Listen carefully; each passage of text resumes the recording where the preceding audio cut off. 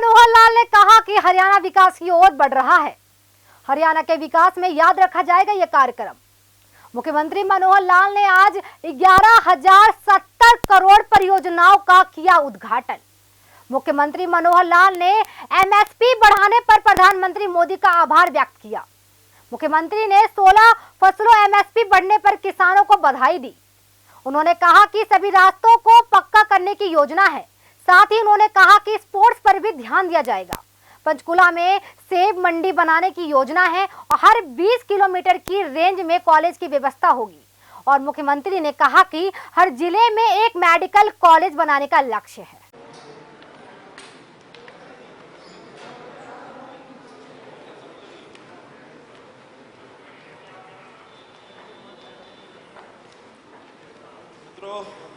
मित्रों नमस्कार। तो कल हम लोग पंचकुला मिले थे, आज यहाँ मिल रहे हैं। तो उस नाते से आज भी एक विषय पर मैं ज़रूर आपका भी ध्यान आकर्षित करूंगा और मैं हरियाणा की जनता की ओर से, हरियाणा सरकार की ओर से, खास करके किसानों की ओर से प्रधानमंत्री जी का धन्यवाद करता हूं कि उन्होंने अभी जो खरीफ की 17 फसलों का जो एमएसपी घोषित किया है और लगभग 5%, एक आध फसल में 6% ऐसा करके वृद्धि हर फसल के रेट में की है, ताकि अभी जब फसल बिक्री के लिए आएगी तो उनको नए रेट्स के ऊपर प्रोक्योरमेंट हो जाएगी। एक नियम हमेशा पहले कभी फॉलो नहीं होता था, जो पिछले 2 वर्ष से हो रहा है कि बुआई से पहले एमएसपी की घोषणा की जाए। अन्यथा पहले बुआई हो जाती थी, मार्केट में आने का जब समय होता था तब जा करके एमएसपी घोषित होती थी। लेकिन अभी जो कि खरीफ की बुआई अब शुरू होनी है, उससे पहले ही एक प्रकार से एमएसपी घोषणा हो गई है, ताकि किसान भी सब पहलुओं को ध्यान में रखते हुए निर्णय कर सके कि मुझे क्या उसमें बुआई करनी है, क्या नहीं करनी है। और मैं समझता हूँ कि इतने अच्छे रेट्स जो दिए गए हैं किसानों को, जैसे हमने 2022 में किसानों की आय डबल होगी, तो उस ओर एक एक कदम करके हम आगे बढ़ रहे हैं और किसानों के काम में एक अच्छा जो है संकेत हो जा रहा है। लेकिन किसान सबको कह रहे हैं कि वृद्धि हुई है, तो खास में पेट्रोल डीजल कई गुना ज़्यादा बढ़ चुका है। कल प्रदर्शन भी करेंगे पेट्रोल डीजल, इनपुट कॉस्ट की बात। देखिए, जितनी एक चीज़ की इनपुट कॉस्ट की परसेंटेज होती है, उसको ध्यान में रख करके करेंगे तो वो फिर कहीं भी उसकी तुलना में बराबर नहीं बैठता। किसान का जो पेट्रोल या डीजल का जो खर्च होता है, वो उसमें उसकी टोटल फसल में कितना % है। यदि एक ही चीज़ को ध्यान में रख करके इन चीज़ों का मुकाबला करेंगे तो उचित नहीं है। बाकी किसी चीज़ का कोई रेट बढ़ा नहीं है। अगर डीएपी का रेट बढ़ा था तो जो बढ़ोतरी है वो सारी सरकार ने कंज्यूम कर ली। उनको 1200 रुपये का जो पहले कट्टा मिलता था वही 1200 रुपये का अब मिलेगा। बढ़ा हुआ रेट सरकार ने कंज्यूम कर लिया, इसलिए बाकी चीज़ों का किसी का रेट बढ़ा नहीं है। केवल एक डीजल के, वो भी बहुत ज़्यादा नहीं बढ़ा है। अगर डीजल का भी कहेंगे तो एक 10% 15% रेट बढ़े हैं, लेकिन टोटल ओवरऑल कॉस्ट के ऊपर उसका फर्क इतना नहीं पड़ता, ज़्यादा फर्क नहीं पड़ता।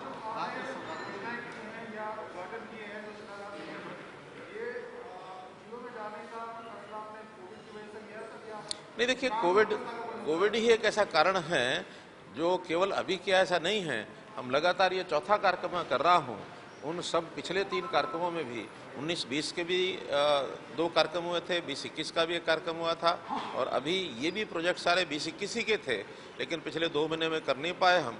तो कुल मिलाकर के 19-20 के, 20-21 के सब ये 4 कार्यक्रम, और इन चारों कार्यक्रमों में लगभग 775 ऐसे प्रोजेक्ट्स और कुल मिलाकर 8,400 करोड़ की कुल प्रोजेक्ट्स ऐसे इन 2 सालों में ऑनलाइन किए गए हैं। और ऑनलाइन प्रोजेक्ट्स में सभी क्षेत्रों के, सभी जिलों के, सभी विभागों के ये सब प्रोजेक्ट किए जाते हैं, क्योंकि इस समय कोविड के कारण से क्षेत्र में बड़े कार्यक्रम करना उचित नहीं है, संभव नहीं है। फिर भी आज ऑनलाइन हमने सभी जिलों में जो कोविड का एक प्रोटोकॉल को ध्यान में रखते हुए थोड़े बहुत वहाँ लोग आए, अधिकारी आए, और वहाँ एमएलए और हमारे जो एमपीज़ वो सब इकट्ठे हुए, मंत्री वहाँ गए, तो उन्होंने जाकर के वहाँ लोकल लेवल पर कार्यक्रम किया। यहाँ से पूरा कार्यक्रम किया गया। आज 98 प्रोजेक्ट, 1170 करोड़ रुपए के ये प्रोजेक्ट, आधे लगभग शिलान्यास थे और आधे लगभग उद्घाटन थे।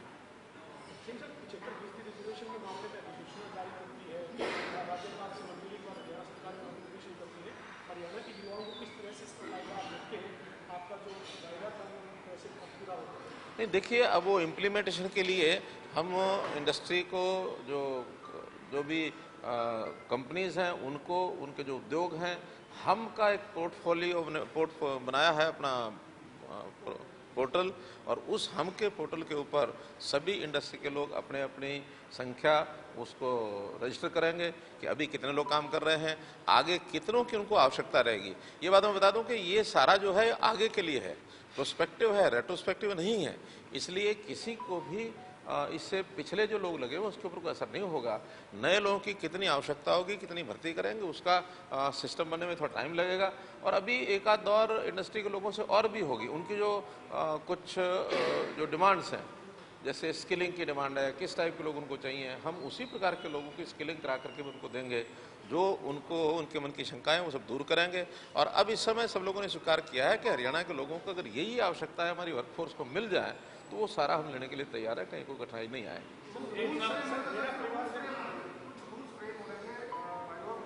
वो भी होने हैं, वो भी होने हैं।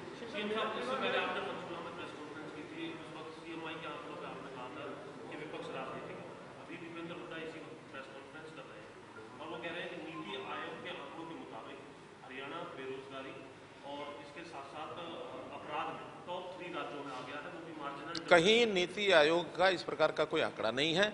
आंकड़े जो उन्होंने हैं, फास्ट ग्रोइंग स्टेट्स कौन कौन सी हैं, उसका जो आंकड़ा दिया है उसमें बड़ी स्टेट्स में हरियाणा नंबर 1 पर है।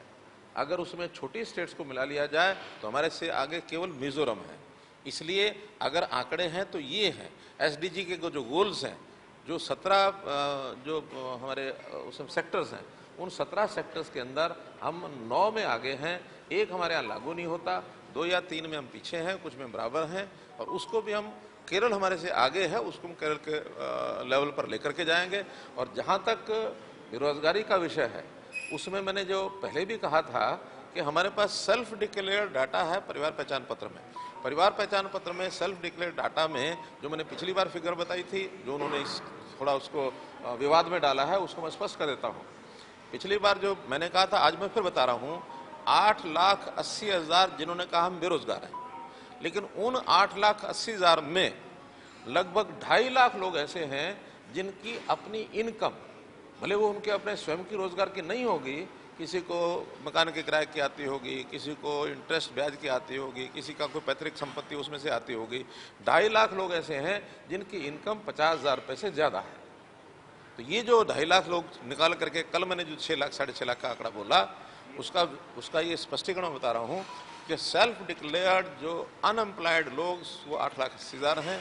2.5 लाख उसमें जिनकी अपनी पर्याप्त इनकम है। तो आज हम जो बाकी 6 लाख लोग हैं उनकी चिंता करेंगे कि जिनकी अपनी कोई इनकम नहीं है और वास्तव में बेरोजगार हैं। उनके लिए विशेष योजनाएं बना रहे हैं और योजनाओं में उनको एक अवसर दिया जाएगा। ये केवल सरकारी नौकरी के ऊपर ये आंकड़ा निर्भर नहीं करता। बेरोजगार कल भी मैंने बताया। धन्यवाद।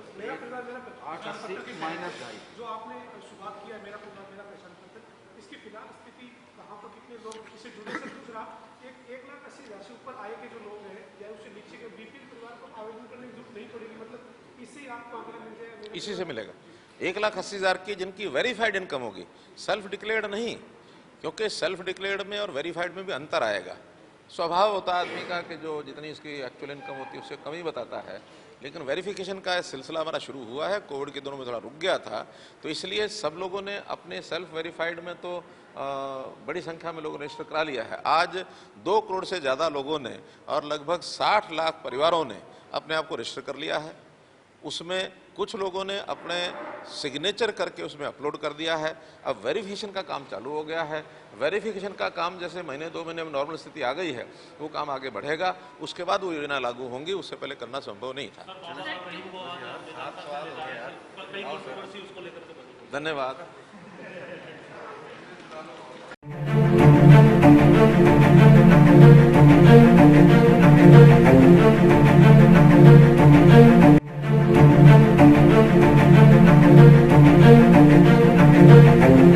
ऐसा अवसर फिर नहीं मिलेगा। अब हरियाणा सरकार की दीनदयाल आवास योजना के अंतर्गत सेक्टर 1 तरावड़ी में 135 और 142 गज के प्लॉट्स मात्र 21,000 रूपए देकर बुक करवाएं। क्रेडिट सोसाइटी, सड़क, sewerage, street light, park, community centre, तुरंत रजिस्ट्री और पोसेशन भी। कॉल 9466034000।